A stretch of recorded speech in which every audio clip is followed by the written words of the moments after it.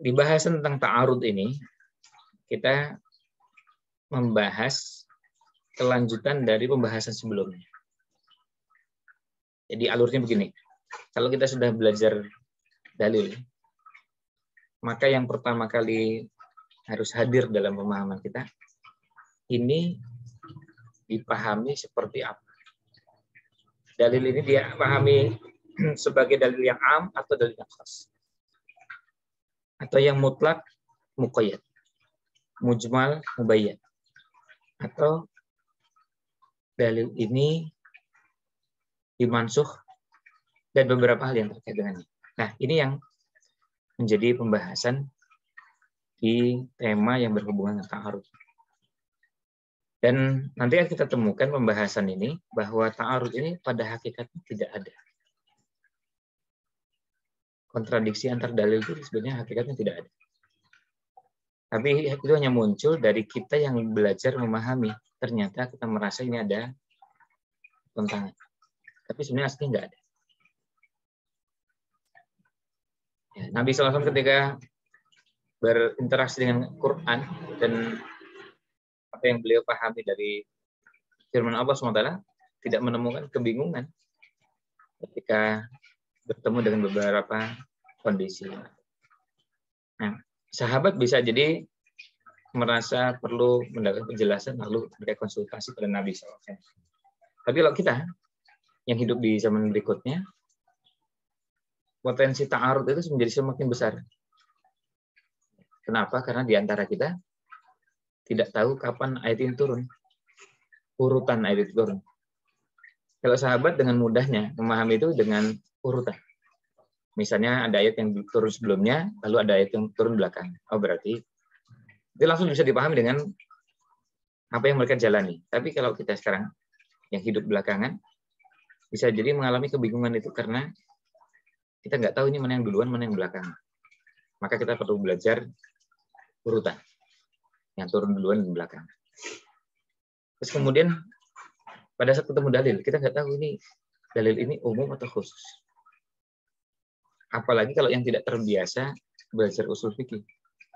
Ketemu dalil itu bisa dianggap umum semua atau dianggap khusus semua. Atau memang di kepalanya nggak ada itu pemahaman umum dan khusus itu. Umum itu am itu nggak ada, khos itu nggak ada. Pokoknya dalilnya begini ya begini. Ya. Artinya ngototnya tuh ya begini tuh maksudnya begini tuh gimana gitu. Padahal dalil itu kan dipahami ada yang bersifat umum dan ada yang sifatnya khusus. Dan kalau kita tidak menerapkan itu, kita pasti akan menemui kesulitan. Dan kita pasti akan menemui yang namanya ta'arud. Kalau tidak terbiasa menerapkan am, khos, am, dan khos. Dan semua bahasan yang terkait. Artinya am, khos, mutlak, muqayyad, mujmal, mubayyan. Kita menemui kesulitan. Karena apa? Karena asalnya dalil itu sudah ada tempatnya masing-masing. Misalnya, kalau kita ketemu ada dalil-dalil yang berkaitan dengan sholat. Mau diposisikan apa? Misalnya perintah mengerjakan sholat yang wajib itu 5 waktu. Terus ada lagi perintah mengerjakan sholat dalam kondisi tertentu. Misalnya, idza dakhala ahadukumul masjidah fala yajlis hatta yusalli rak'atain. Jika seseorang di antara kalian masuk masjid, maka jangan duduk sebelum sholat 2 rakaat. Kalau redaksi hadisnya, itu kan amr, perintah. Bayangkan kalau seandainya semuanya diposisikan dengan posisi yang sama. Diposisikan semuanya perintah semua. Lalu diposisikan sama dengan yang sholat 5 waktu. Maka akan muncul kesimpulan berarti sholat yang wajib itu bukan 5. Karena masuk masjid juga wajib. Ya, masuk masjid, hadisnya jelas.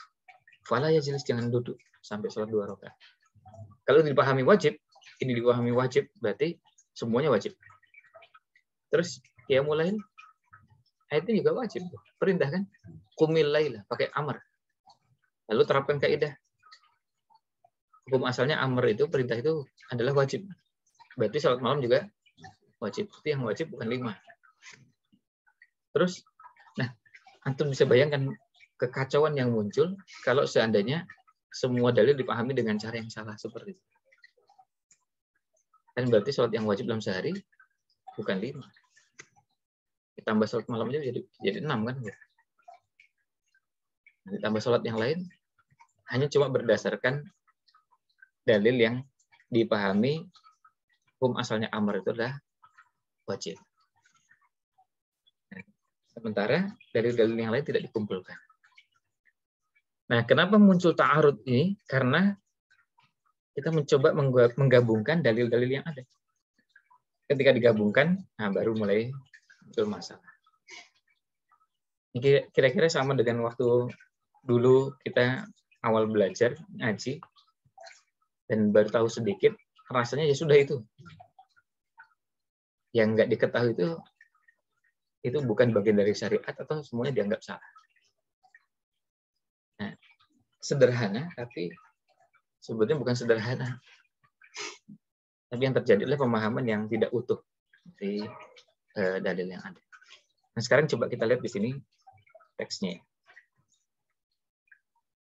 Nah, qala al-muallif rahimahullah, Imam Al-Juwaini rahimahullah mengatakan idza ta'arada nutqani fala yakhlu.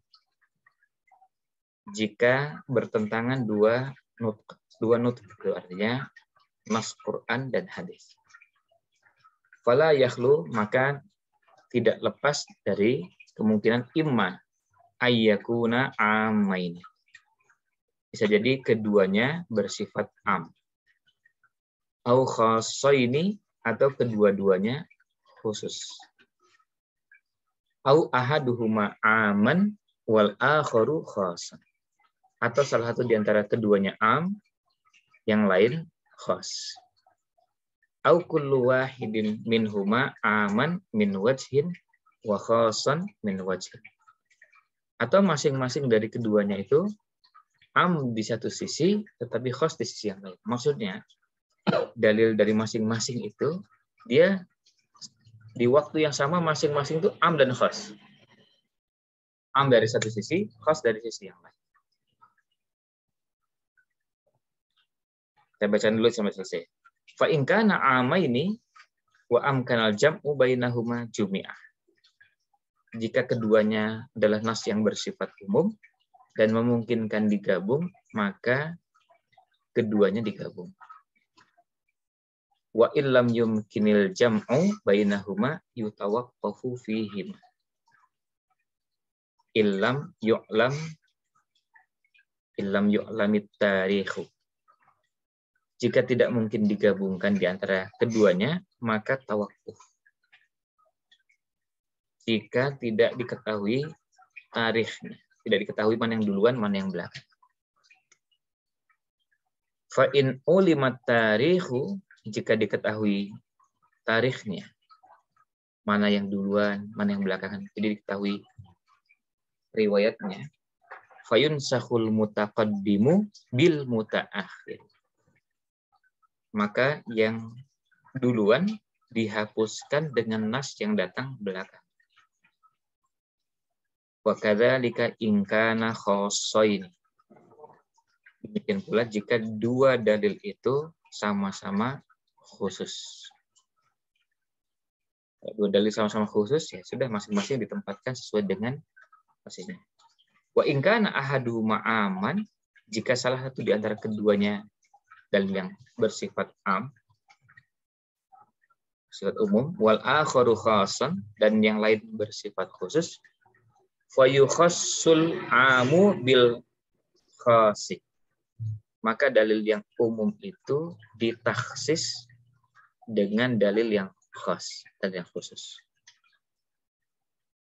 Wa in kana kullu wahidin minhuma aman min wajhin wa khassan min wajhin, fa yukhassu umumu kulli wahidin minhuma bi khususil akhar. Maka yang umum dari masing-masing dalil tersebut ditakhsis atau dikhususkan dengan yang khusus dari dalil yang lain. Nah, ini yang keempat ini bagian yang paling rumit dari 3 jenis. Dari 4 jenisnya, maaf. Dibanding 3 yang lain, ini yang paling rumit. Nah, sekarang kita lihat penjelasannya. Uniyal usuliyuna bimabahitsit ta'arudi wat tarjih ba'da mabahitsil adillati syar'iyyah. Ulama-ulama usul fikih memberikan perhatian pada pembahasan ta'arud dan tarjih setelah pembahasan tentang dalil-dalil syar'i. Jadi ini nas Quran, Alkitab, was-sunnah, wal-ijma' wal-qiyas. Setelah pembahasan itu semua, masuk ke pembahasan ta'arud dan tarjih. Wa dzalika li anna hadhil adillata qad yaqa'u bainaha ta'arud. Karena dalil-dalil ini di antara masing-masing terjadi ta'arud. Bisa Quran dengan Quran, bisa hadis dengan hadis, bisa hadis dengan Quran. Lalu wala yumkinu isbatul hukmi illa bi izalati hadzal ta'arud. Tidak mungkin kita menetapkan hukum tanpa menghilangkan kontradiksi. Ini di paragraf ini artinya beliau mulai dengan menjelaskan sistematika, urutannya. Dan ini harus membentuk cara berpikir kita setiap kali membahas usul fikih, harus selalu memposisikan bahasan ini sesudah bahasan apa, bahasan ini sebelum bahasan apa. Karena usul fikih kalau tidak terbiasa ditempatkan seperti itu, kita akan kesulitan memahami pembahasan fikih yang akan kita simpulkan. Karena fikih itu hanya bisa dipahami dengan cara seperti itu. Kecuali kalau nanti kita akan membangun kekacauan baru, ya itu cara kekacauan berpikir atau kekacauan memahami dalil. Hanya kesimpulannya aneh-aneh ya, karena memang tidak dipahami dengan urutan yang benar. Dan, ya. Ketika ternyata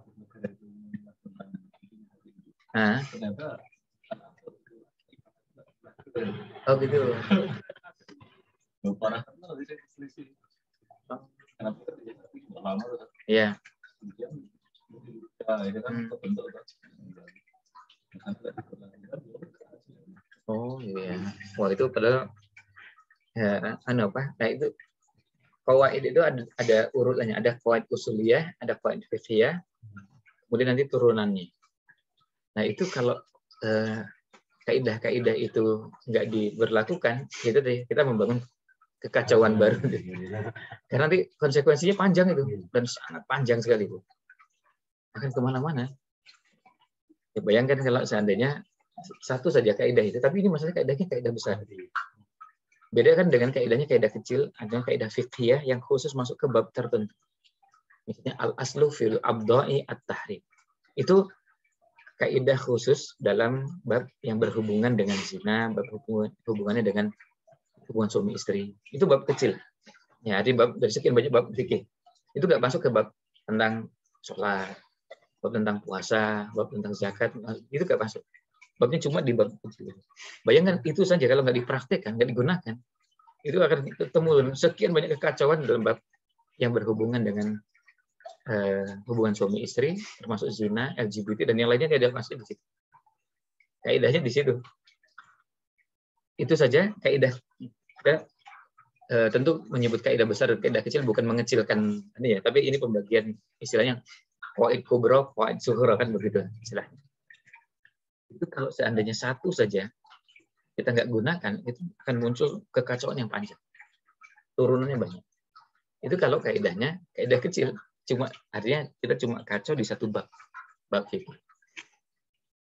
Kalau kaidah itu masuk kaidah besar, itu apalagi mencakup banyak bab, maka kita sudah bisa bayangkan turunannya bab yang panjang sekali.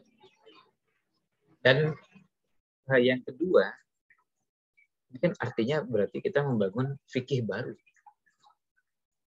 Fikih baru yang artinya apa? Ya keluar dari mazhab yang ada dalam Islam. Bukan cuma mazhab 4 yang ada. Zahiriyah pun kan pakai itu. Jadi ya nggak tahu ini mazhab apa ya, karena masalahnya itu hampir bisa dikatakan nggak mungkin dilakukan seperti itu. Sebab dengan cara seperti itu artinya berarti ya kita keluar dari mazhab yang pernah dalam Islam, bukan mazhab yang 4 itu bukan. Sepanjang sejarah itu ulama berabad-abad itu. Kan lebih dari 1000 tahun itu. Semuanya pakai itu. Dan kita akan pegel carinya. Sekarang dibalik logikanya, kita akan kesulitan dan pegel mencari ulama siapa yang tidak menggunakan kaidah. Misalnya Imam Nawawi misalnya, atau Imam Hafidz Ibnu Hajar, atau Imam siapa Qurtubi, Bahari, silahkan carilah yang mau ulama dari yang kita kenal belakangan kemudian dengan ulama ahli tafsir, meskipun juga beliau menguasai usul fikihnya juga kuat. Artinya seperti kita menyebut Imam Tobari itu kan bukan berarti beliau nggak ngerti usul fikih kan, atau Imam Qurtubi atau silahkan imam siapa saja yang tidak menggunakan kaidah itu. Kan perkataan panjang tuh. Oh, ya, boleh sampaikan gitu ya. Saya agak kaget, ditulis juga begitu. Kenapa kok nolak PT? Karena kaidah dasarnya yang sudah ditolak dulu. Nolak PT. Kan nolak PT kan. Sekarang kalau di kalangan pengusaha itu kan nolak PT. Ada sebabnya juga cuma pada tercengang semua bola kalau bangunannya gitu, makanya kok banyak pendapat pikirnya satu mencoba dasarnya itu. Ya. Kata orang Arab, "Idza urifa sabab batalal ajab."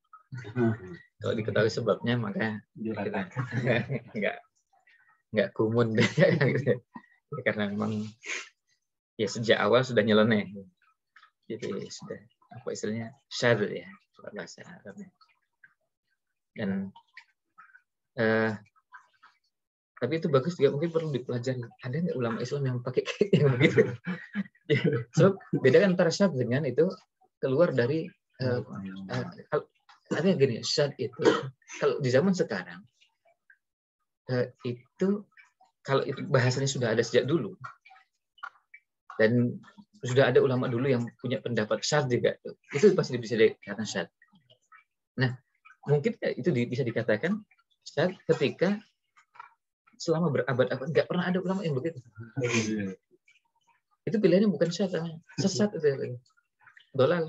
Karena apa? Karena selama berabad-abad nggak pernah ada ulama yang berpendapat seperti itu. Yang kalau itu kita ambil, pilihannya cuma kita berkesimpulan bahwa itu pilihan pertamanya. Ulama salah semua. Yang benar yang belakangan ini. Dan berarti kebenaran pernah hilang selama berabad-abad baru ketemu sekarang. Itu pilihan pertama. Pilihan yang kedua, kebalikannya. Karena di fikih untuk masalah yang sudah pernah ada sebelumnya, di usul fikih juga, itu kaidah itu diberlakukan. Jadi misalnya sama seperti nggak usah usul fikih lah, yang itu kalau itu kan kaidah yang turunannya banyak. Kita ambil satu bab aja atau subbab, nggak mengenal tayamum misalnya. Satu aja itu. Itu kan tayamum kan cuma bagian kecil dari sekian banyak bab fikih. Atau misalnya tidak mengenal tayamum dengan kaifiyah yang selama ini ada. Artinya nggak mengusap muka tapi misalnya badan gitu atau perut atau kumur-kumur misalnya. Atau misalnya yang itu selama berabad-abad nggak pernah ada. Itu kan pilihannya. Selama berabad-abad itu kebenaran itu hilang dan ulama salah semua. Terus kemudian yang benar yang ini. Atau pilihan yang kedua, yang ini yang salah. Nah itu cara, dan dulu Syekh Muhammad bin Hasan Al-Jizani itu ketika menyampaikan itu, beliau mengatakan jadi sebenarnya belajar usul fikih itu membantu kita mempermudah berpikir, nggak capek itu. Maka pilihannya cuma satu dari dua, ini salah semua, ini benar, atau benar semua ini, yang ini salah. Cuma itu aja. Udah, artinya kita nggak usah membuang energi, menghabiskan waktu untuk melakukan kajian, kemudian bikin turunan dan macam-macam dari ini, karena memang pilihannya cuma itu. Sebab ini masalah yang bukan baru. Dan kaidah ini, apalagi kalau sudah qawaid dalam syariat ini, itu belum pernah ada ceritanya qawaid baru. Dalam syariat ya. Dalam syariat itu nggak pernah ada kaidah baru. Kecuali kaidah itu turunan dari turunan, dan itu yang cuma pada juz'iyat yang kecil sekali. Bisa saja kemudian muncul ada istinbat baru yang itu pun biasanya sudah ada dalam kaidahnya. Antum lihat di buku itu. Mausu'at Qawaid Fiqhiyah. Itu Qawaid Fiqhiyah. Anda kalau baca itu, semua bahasan fikih yang muncul belakangan tuh ya turunan semua aja. Ya sudah ada. Dan itulah canggihnya para ulama. Apa-apa sudah dipikirkan gitu. Kalau nanti ini gimana, nanti gimana. Jadi peluang-peluang yang mungkin muncul itu sudah dipikirkan. Nah, misalnya kalau orang melakukan perbuatan tertentu, berarti ada 2 kemungkinan atau ada 3 kemungkinan. Kemungkinannya apa-apa itu sudah dipikirkan sejak dulu. Dan sudah diletakkan kaidahnya sejak ratusan tahun. Dan tentu nanti bedanya kalau qawaid usuliyah dari dalam, bedanya qawaid usuliyah dengan qawaid fikih. Qawaid usuliyah itu diambil dari nas-nas. Kalau qawaid fikih dari masail yang sudah ada lalu membentuk kaidah.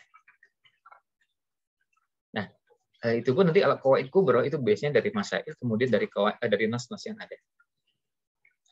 Nah, itu sepanjang sejarah kita tidak menemukan ulama berbeda pendapat dengan beragam mazhabnya pada qawaid usuliyah dan qawaid fikih kubra. Makanya al-umur bimaqasidiha, al-adah muhakkamah, dan qawaid kubra itu biasanya nggak ada perbedaan, ya, perbedaan yang terjadi di antara para ulama. Ada perbedaan pada kaidah turunan dan ada perbedaan penerapan kaidah, ya. Jadi kalau kaidah itu ditolak sama sekali, nah itu betul-betul masalah baru. Tapi bagus juga itu menarik untuk ditelusuri.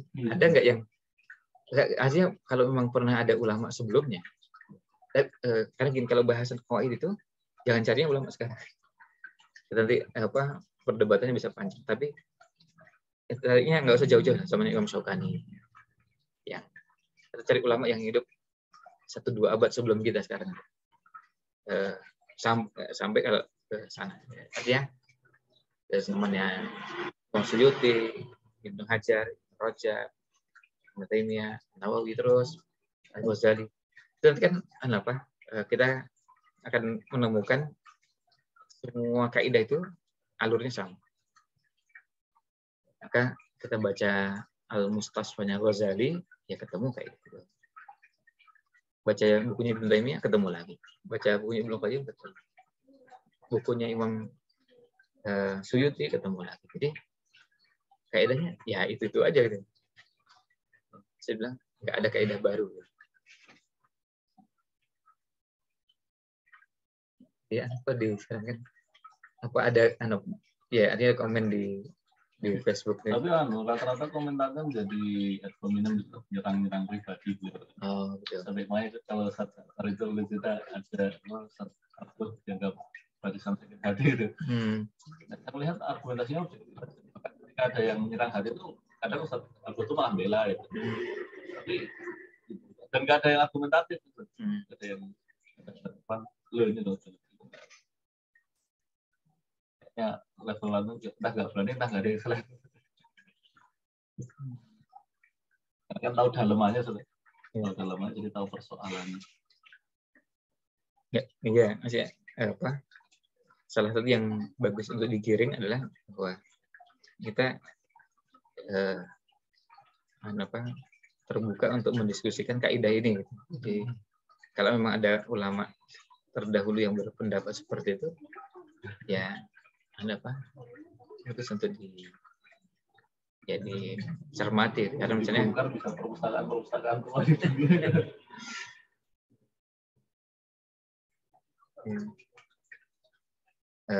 beda dengan kalau beda penerapan kaidah. Kaidah itu diterima, terus penerapannya bukan di bab ini tapi di bab yang lain. Kita ini berarti salah penerapan.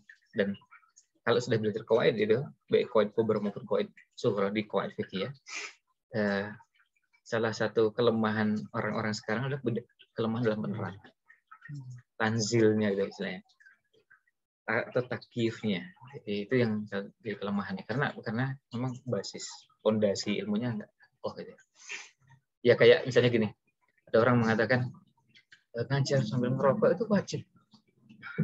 Gimana kaidahnya? Bangunan kaidahnya penjelasannya gini. Kan saya dapat SK mengajar. Dan itu hukum asalnya wajib mengajar. Dan kemudian saya nggak bisa ngajar kalau nggak sambil merokok. Malah yatimul wajibu illa bihi bahwa wajib. Lalu kemudian berarti ngajar sambil merokok itu. Atau coba lihat. Keanehan itu muncul. Kenapa muncul? Karena rapuhnya pemahaman kaidah itu. Itu kan masang-masangkan kaidah ngawur gitu ya. Dan kalau bagi yang pernah belajar qawaid ya, qawaid usuliyah, qawaid kubra, qawaid sughra, ya dengan sederhana kita lihat ini contoh penerapan bahwa yang bersangkutan enggak paham kaidah. Maka di buku qawaid Mausu'ah Qawaid Fiqhiyah itu Burnu itu menyebutkan setiap bahasan kaidah, setiap bahasa satu kaidah disebutkan kaidahnya apa, kemudian bahasa-bahasa yang sejenis dari ulama-ulama yang lain untuk kaidah yang sama.